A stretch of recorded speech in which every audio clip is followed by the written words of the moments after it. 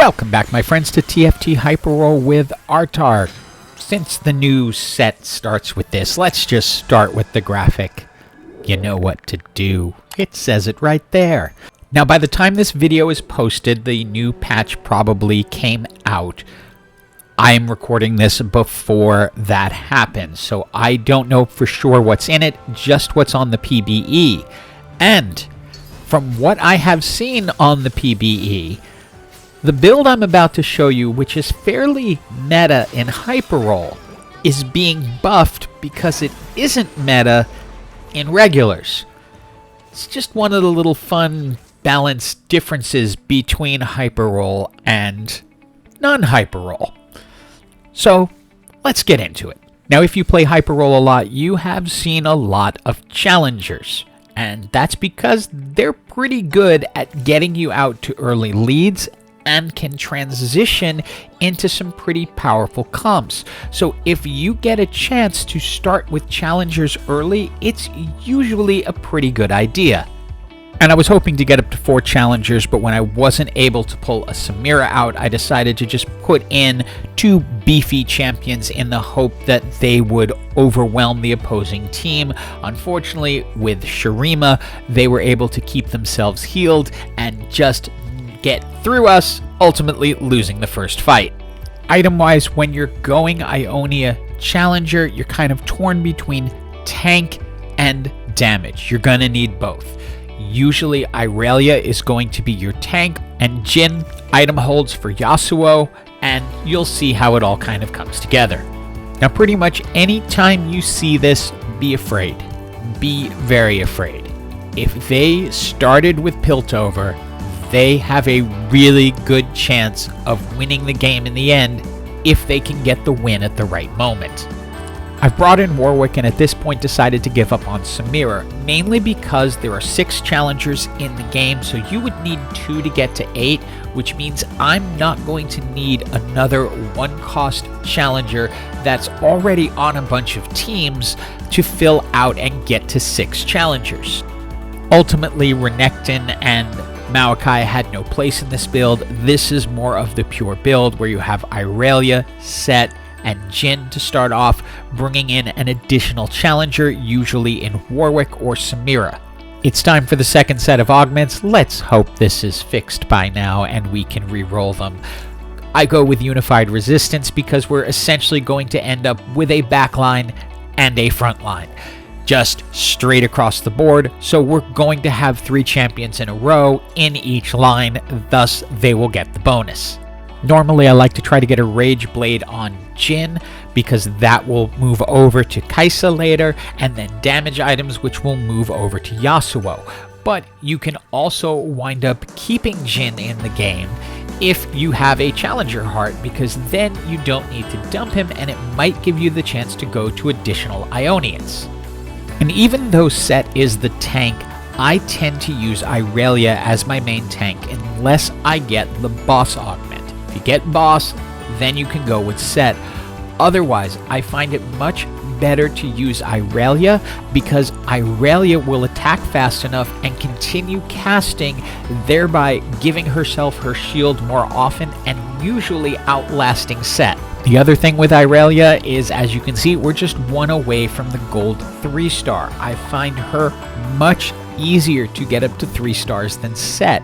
Not just because of the champion cost, it's just Sett works into a lot of other builds where Irellia really only fits into this one, but it's pretty strong, so you're good with it. And just to accentuate that point a little bit, we come out, there she is, our gold 3-star Irellia. And there is the nightmare I was most afraid of. Remember I mentioned to be afraid of this team later on? Well, they won the match they needed to win, and they now have a giant T-Hex. That thing is only going to get stronger as the match goes on. I've got a series of videos I'm going to do on this because I feel like I found the formula that works for it, but we'll deal with that another time. And it is time for our final augment, and nothing really exciting here. Parting gifts can work decently depending on who goes down and when. It's going to take one of their items and pass them on to somebody else after they go down. It's time to itemize Jhin. Normally I use him as an item holder for Yasuo items, but we haven't seen him yet, so we can just take Jhin up as far as possible. If we can get our final 2 challengers, Yasuo and Kai'Sa, that will give us 6 challengers and 6 Ionia.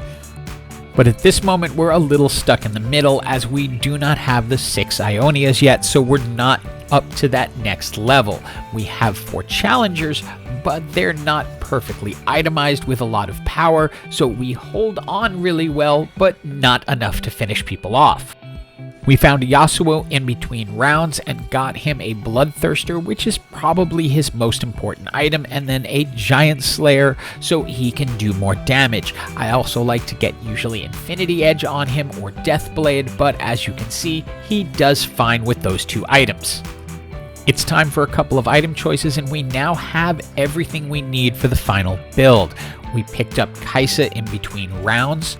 We can grab the Infinity Edge to finish off Yasuo.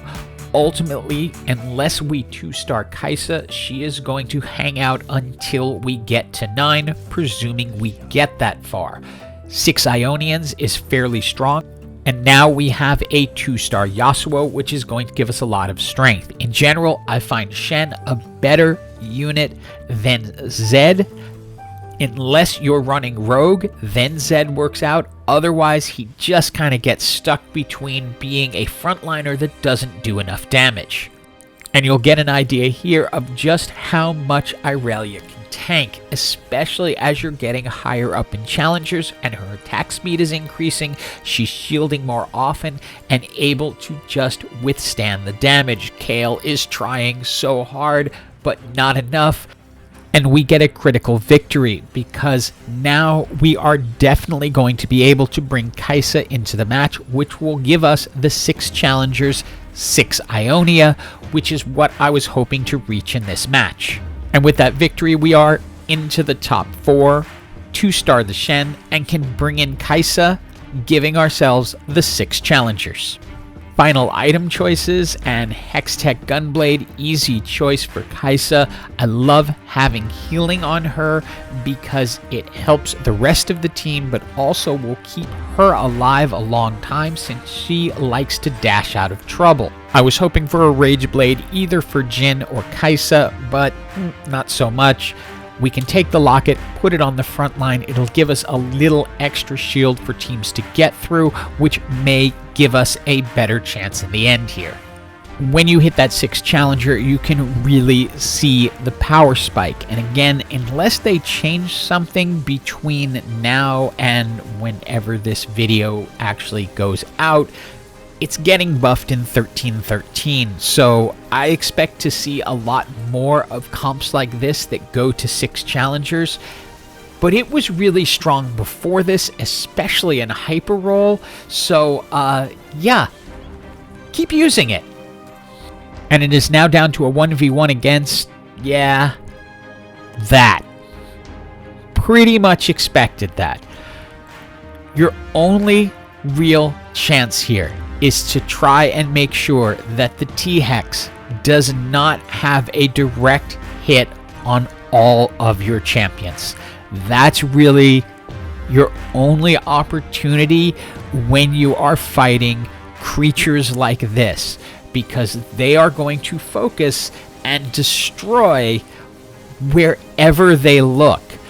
But if you can split your team up and keep them separated, you have a chance to maybe get through it.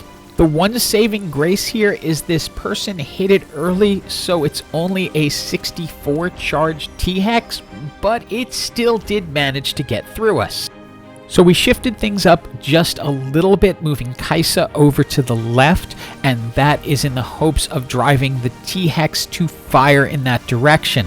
Luckily, Kai'Sa ran away from that corner before the T-Hex fired, which gave us just enough of an advantage because Kai'Sa was able to hang on, and as you can see, she can do a ton of damage.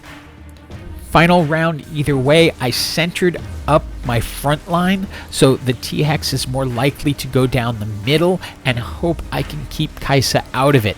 This time he goes right and is able to take a ton out, but Jhin manages to hold on. The second cast isn't quite as much. Irellia tanks it, and Yasuo gets over 10,000 damage, carrying us to the win, and it's GG for everyone. With 6 challengers being buffed, I expect to see this a lot. Give it a try. Hope you enjoyed this video, and as always, have an absolutely awesome day.